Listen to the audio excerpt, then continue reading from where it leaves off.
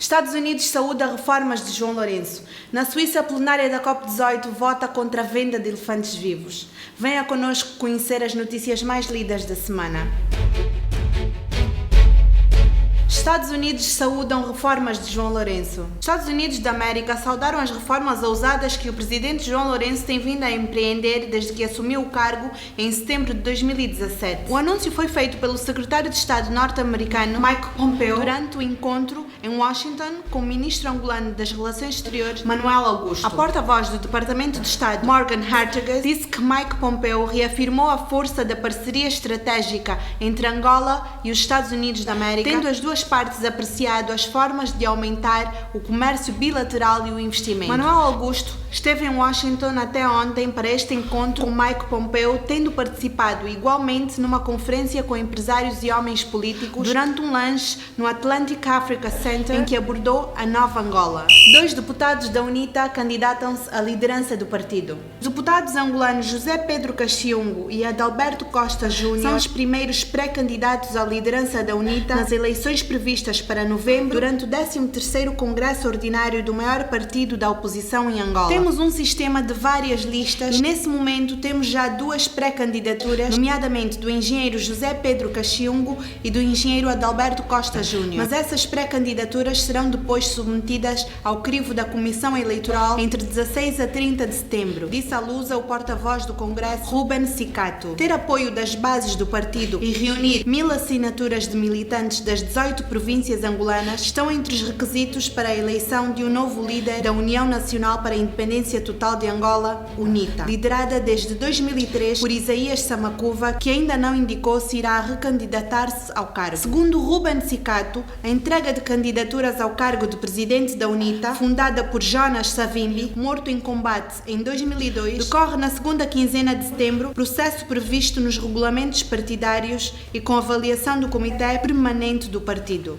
De 16 a 30 de setembro decorre o prazo para a apresentação dos requisitos à Comissão Eleitoral, de acordo com o Regulamento Eleitoral, e as submissões submetem-se ao Comitê Permanente, explicou. Depois disso, a Comissão Eleitoral terá 9 dias para se saber quem será o candidato às eleições, realçou acrescentando que a revisão dos estudos do partido será um dos temas em discussão no novo conclave de novembro. A data do Congresso foi anunciada em junho por Isaías Samakuva, sem contudo abordar a sua continuidade ou não na liderança do partido. Na Suíça, a plenária da COP18 vota contra o comércio de elefantes vivos. Em Genebra, a proposta sobre a transferência e comércio internacional do elefante africano vivo para fora do continente africano mereceu na semana passada votos de rejeição pela maioria dos delegados, incluindo de Angola, que participaram na sessão plenária da 18ª Conferência das Partes sobre o Comércio Ilegal da Fauna e Flora Selvagem, COP18, que decorreu em Genebra, Suíça. A referida proposta foi submetida por um grupo de países,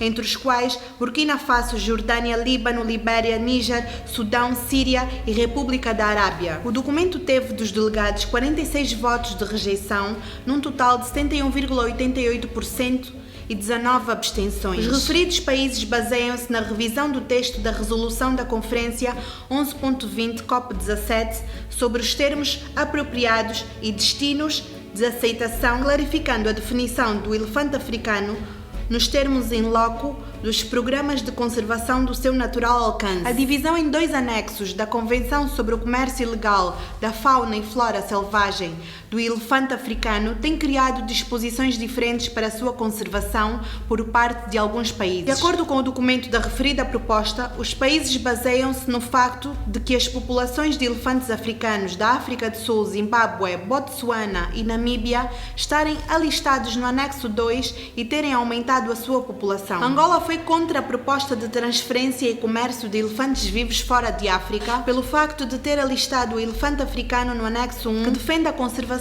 da espécie, e por desconhecer o número da sua população. A delegação angolana na COP18 participou em outros eventos paralelos relacionados ao comércio da carne de caça, do pangolin, sobre o Programa de União Europeia sobre o monitoramento de morte ilegal de elefantes. O evento, que decorre no Centro de Conferências de Palexpo, encerra a 28 do corrente mês.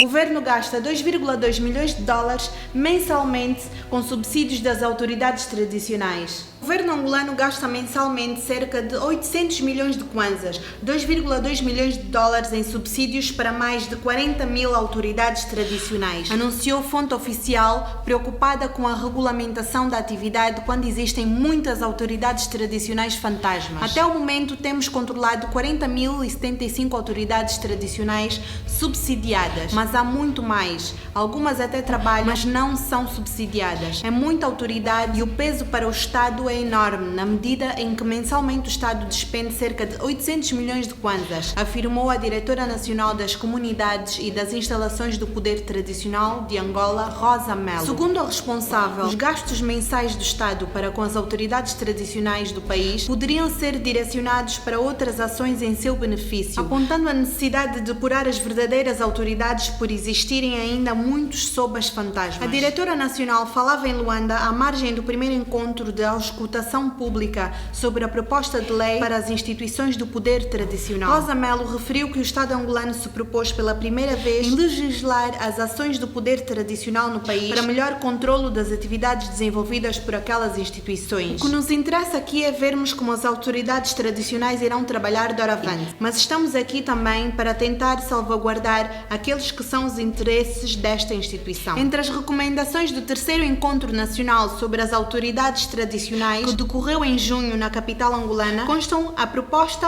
ao Executivo para revogar a legislação que estabelece o uso de fardamento como indicação das autoridades tradicionais e o incentivo ao uso da indumentária e adornos identitários na linhagem e das respectivas regiões como elemento de preservação da cultura nacional. Já faz parte do nosso clube privado? Mande-nos uma mensagem para o número do WhatsApp que passa na tela e receba diariamente as notícias ao minuto. Siga-nos nas redes sociais e permita-se ser motivado pelas frases motivacionais que postamos. Faça parte desta bela família Manifesto. Até para a semana.